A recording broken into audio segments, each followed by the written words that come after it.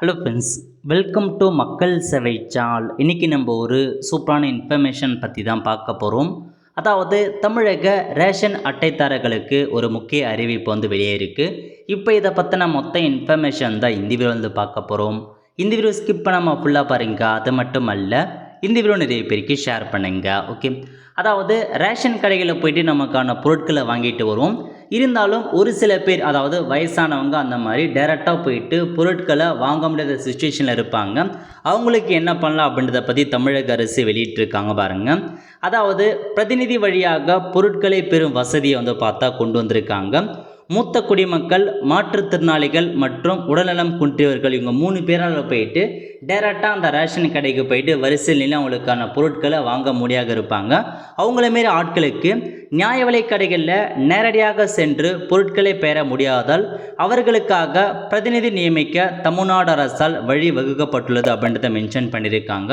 So மூத்த குடிமக்கள், வயசானவங்க இருப்பாங்க, அதுக்கப்புறம் மாற்றுத்திறனாளிகள், உடல்நலம் குன்றியவர்கள், அவங்களால டைரெக்டாக போயிட்டு வாங்க முடியாது. அதுக்காக நீங்கள் அவங்களுக்கு பதிலாக வேறொரு நியமித்து அந்த ரேஷன் பொருட்கள் நீங்கள் வாங்கிட்டு வர சொல்லலாம். ஸோ 31/8/2024 வரையில் இது வரைக்கும் 3,36,000 குடும்ப அட்டைதாரர்களுக்கு அங்கீகார சான்று வழங்கப்பட்டுள்ளன. இவற்றில் 2,63,000 குடும்ப அட்டைதாரர்கள் தங்களால் நியமிக்கப்பட்ட பிரதிநிதிகள் மூலம் நியாய விலை கடைகளில் இன்றியமையா பொருட்களை பெற்று பயனடைந்துள்ளனர் அப்படின்னு மென்ஷன் பண்ணியிருக்காங்க.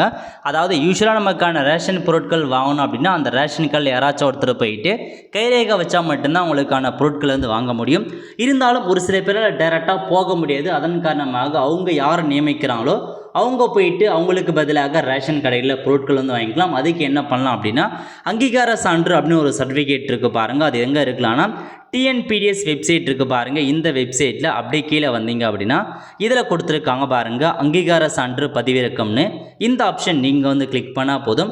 இது உங்களுக்கான ஒரு ஆத்தரைசேஷனுக்கான ஒரு ஃபார்மாக கொடுத்துருக்காங்க. இந்த அப்ளிகேஷன் ஃபார்மை நீங்கள் பிரிண்ட் எடுத்து கேட்டிருக்க இன்ஃபர்மேஷனை ஃபில் பண்ணி உங்களுக்கு எங்கே தாலுக்கா ஆஃபீஸ் இருக்குன்னா தாலுக்கா ஆஃபீஸில் டிஎஸ்ஓ, தாலுக் சப்ளை ஆஃபீஸ், அங்கே போய்ட்டு இந்த ஃபார்மை கொடுக்குற மாதிரி இருக்கும். ஃபஸ்ட்டு குடும்பத் தலைவரின் பெயர் மற்றும் குடும்ப அட்டையை நீங்கள் ஃபில் பண்ணுற மாதிரி இருக்கும். நெக்ஸ்ட்டு அந்த ரேஷன் கார்டில் எத்தனை ஃபேமிலி மெம்பர்ஸ் இருக்காங்களோ அவங்க நேம் என்ன, அதுக்கப்புறம் அத்தியாவசிய பொருட்கள் ஏன் பெற முடியாது அதுக்கான காரணத்தை மென்ஷன் பண்ணிவிட்டு, ஸோ குடும்ப அட்டைதார பதிவு பண்ண மொபைல் நம்பரை கொடுத்துக்கோங்க.